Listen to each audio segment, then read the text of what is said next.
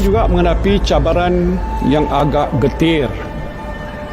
Kadar pengangguran di Malaysia adalah di paras 3.9%.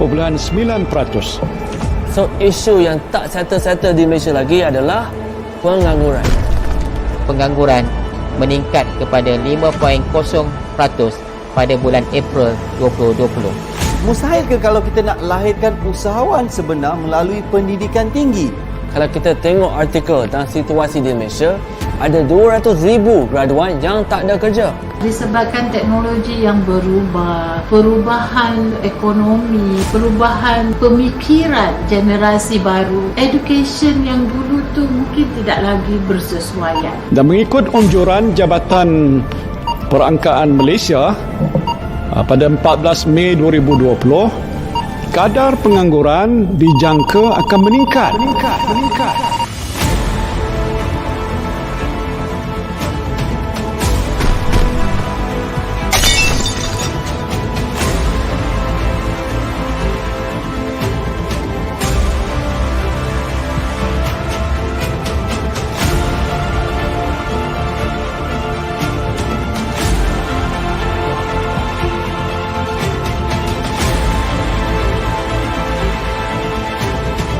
A marriage, perkahwinan antara traditional learning and kemahiran. Welcome to the revolution.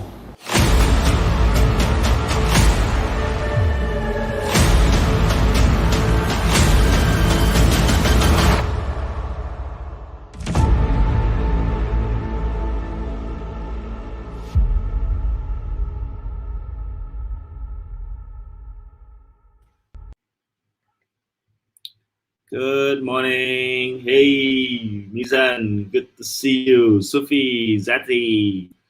Wow, today we're going to talk about part 4 of about dealing with anxiety.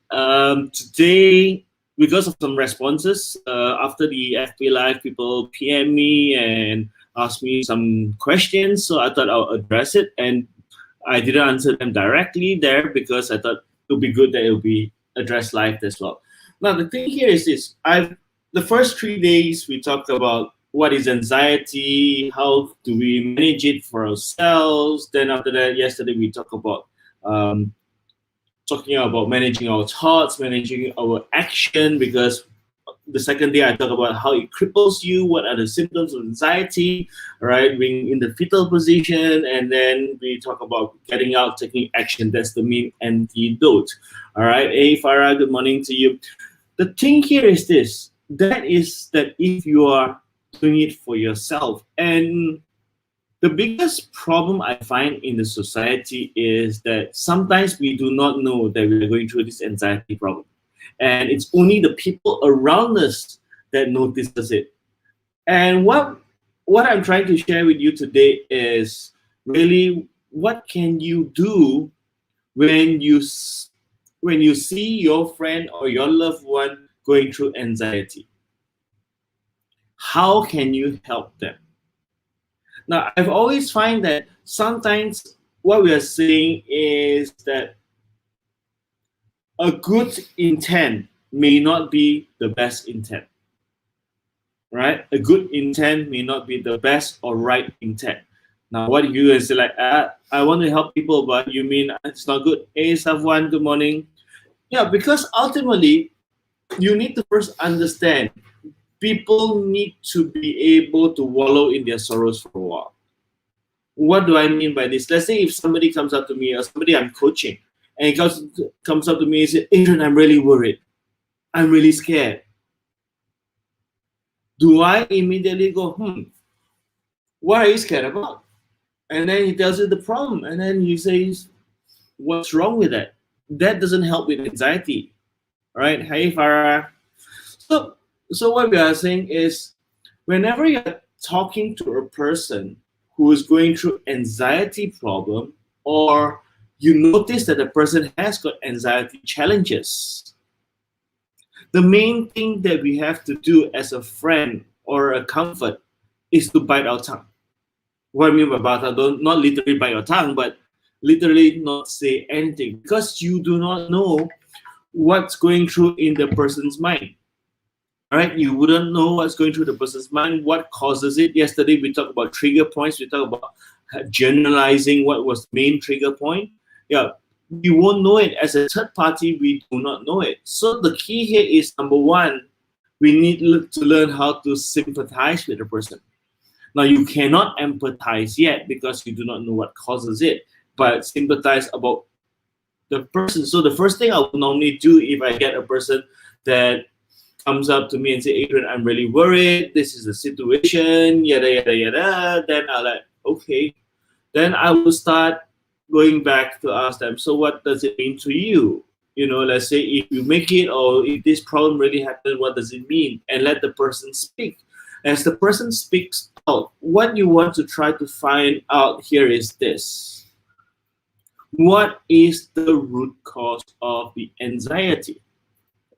You see, one of the ways that I've shared on Tuesday, I believe, is that in the event that you are going through an anxiety attack or a panic attack, yes, you can sit down and lie back and focus on one spot and totally relax, or basically knowingly that you are going through that problem, snap out it, jump out of a chair, shift your focus to something else, shift your focus to the feeling of gratefulness, etc. That helps, but it's a temporal relief.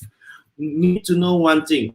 Anxiety is just a fruit that can be seen by the external world. So what we are saying is that if you want to address the fruits, you need to first look at the roots. Because whatever you've been feeding it throughout the years or how it's been planted is the one that is going to cause the person to have that problem. Most anxiety problem, I notice whenever I deal with some other clients, is that when I trace back into their early childhood, when I trace back to their upbringing, these are normally the main cause of anxiety.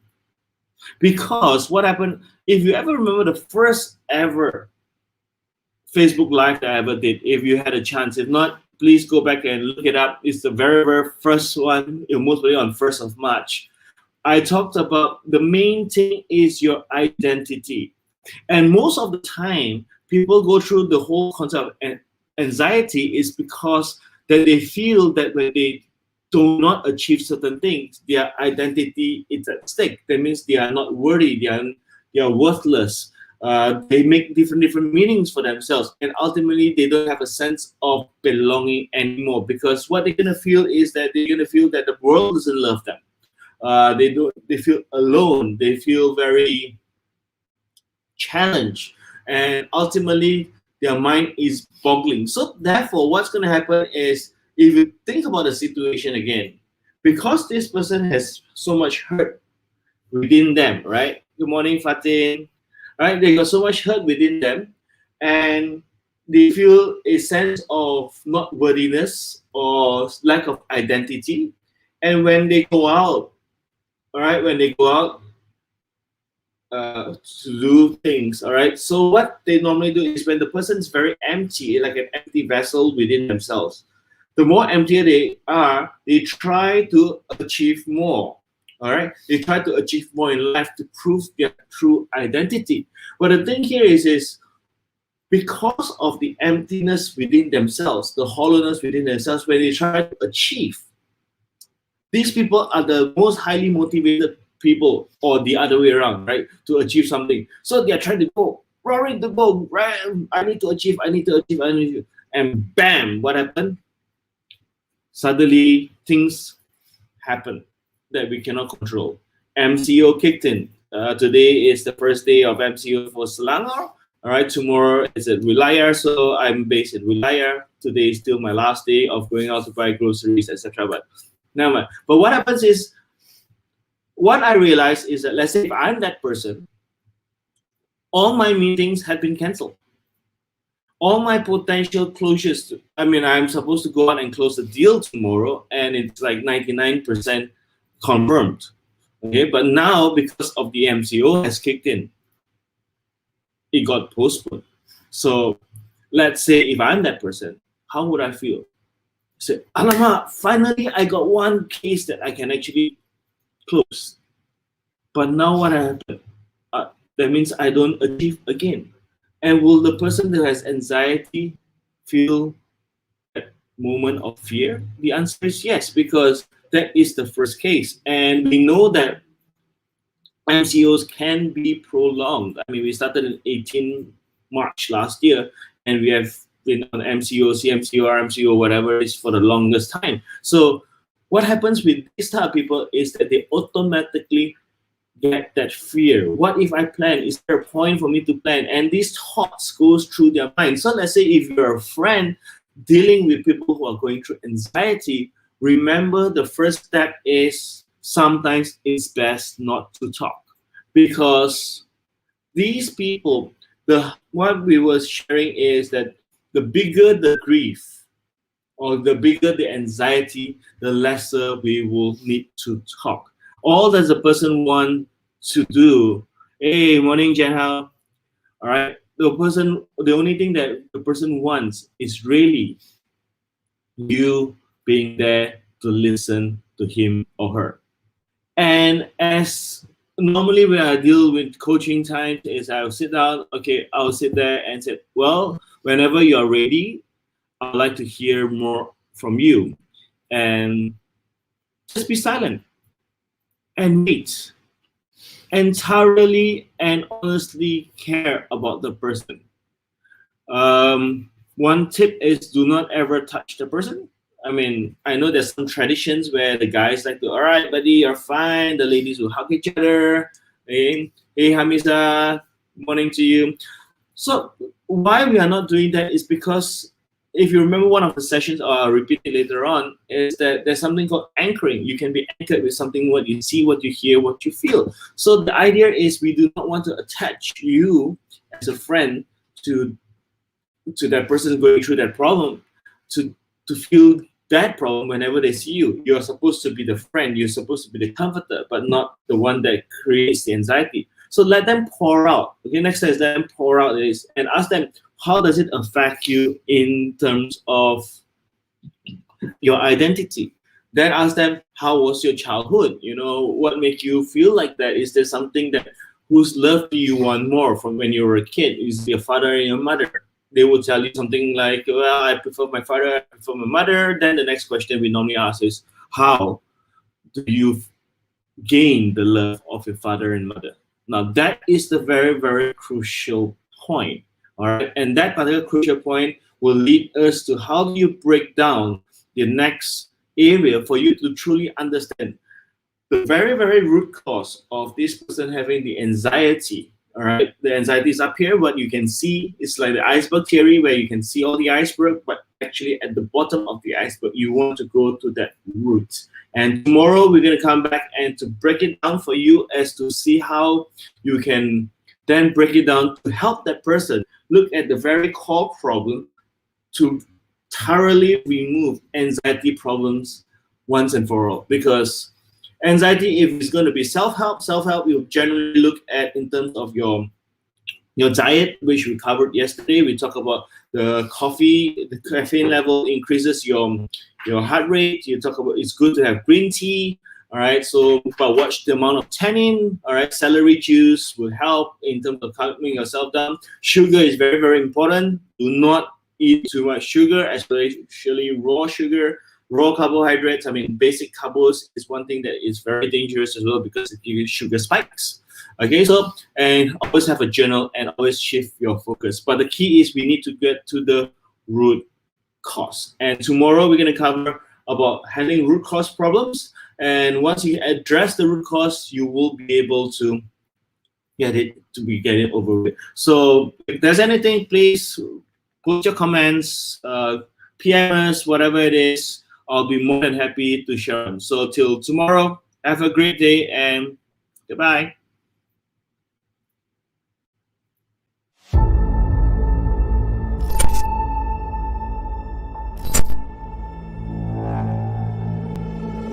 Malaysia juga menghadapi cabaran yang agak getir.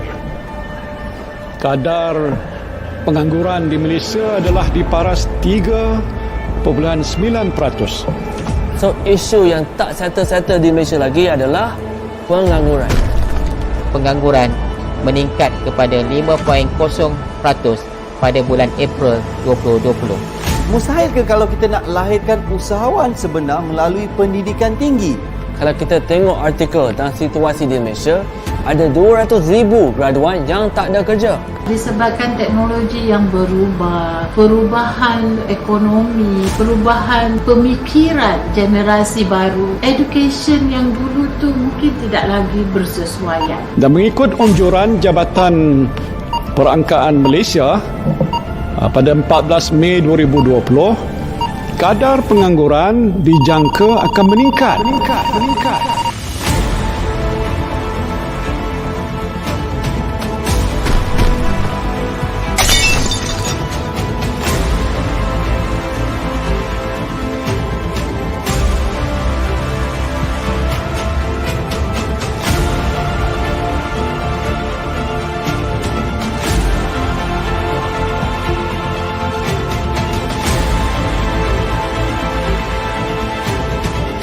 Marriage perkahwinan antara traditional learning and kemahiran.